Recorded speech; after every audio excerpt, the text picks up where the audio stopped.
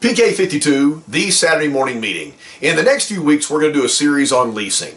Let me pause for a second and let me give you my perspective on leasing, because maybe it'll be different than what you're doing daily with the dealerships or what the customer's requesting. Everybody knows that if you lease a vehicle, the payment's lower. If the payment's not lower, then there's no reason to talk about a lease. So I'm looking for what's my long-term objective as a sales professional or a manager at the dealership by having a portfolio of people that lease a car. Let's talk about this for a second. If somebody's buying a brand new car and they're going to keep it for 10 years, I don't know that we present these people a lease. We show them a good retail payment, we use all the programs we have, and put them in the car for 10 years and hope to retain them in service. I don't understand why these people would buy a new car, though. It seems like to me that a very current certified car would be a better plan for somebody planning to keep a car for a decade, maybe passing it on to a son or a daughter. But that's for you and the customer to have that discussion.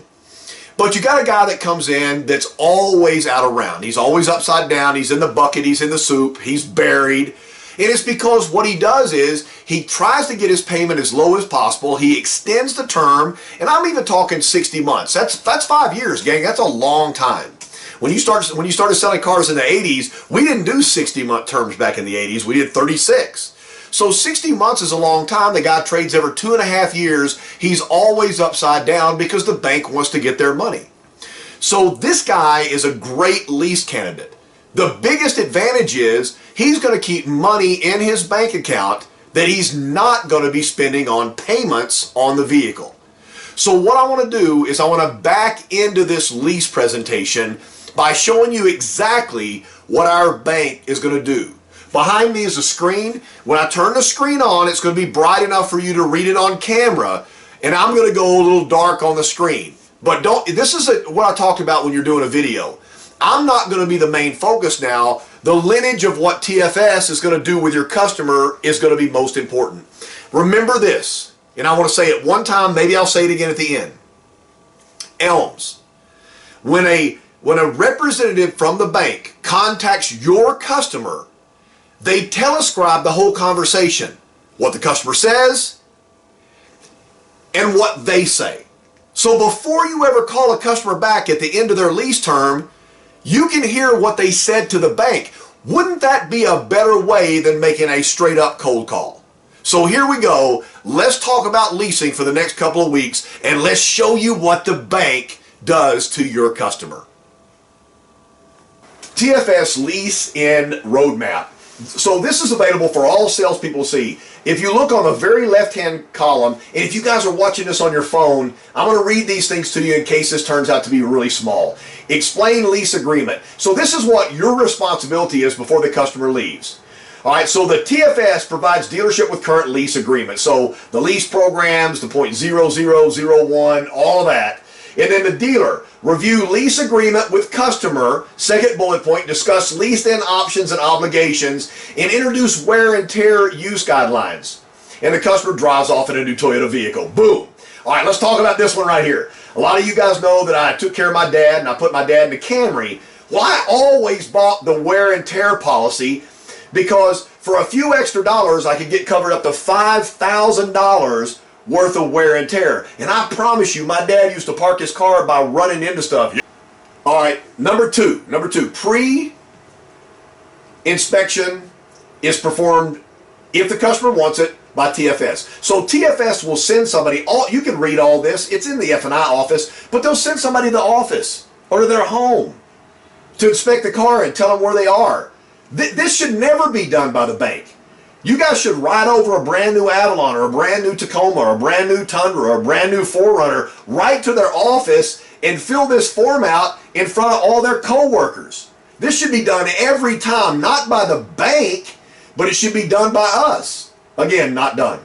And then we schedule the lease turn-in. So I'm going to turn this off and I'm going to close you guys out. In conclusion, some of you guys are trapped into the 12 to 15 car a month deal. I mean, it is a trap. And it's almost impossible to get out of that. Once you break out of it, most people don't go back in there. So I want everybody to break out. There's 30 days in a month. Let's take advantage of the 30 days. You've got a customer that's 6 months out and they've got a 3-year-old 4Runner. You know that's the hottest commodity out there on the used car lot. You've got to contact this customer 6 months out. If they're not going to keep their 4Runner, you should have that 4Runner sold before it ever comes back in. You should have a list of people looking for a 4Runner, an FJ Cruiser, a Sequoia. Nobody has any pre-owned Sequoias. Or a Tundra out there. So all of these off-lease cars are a sale for you. But when a customer brings the vehicle back in, then you got to sell them another car. So that's a twofer. So the twofers get you out of the 12 first the month. The twofers help. So I want you guys to start thinking about multiple sales.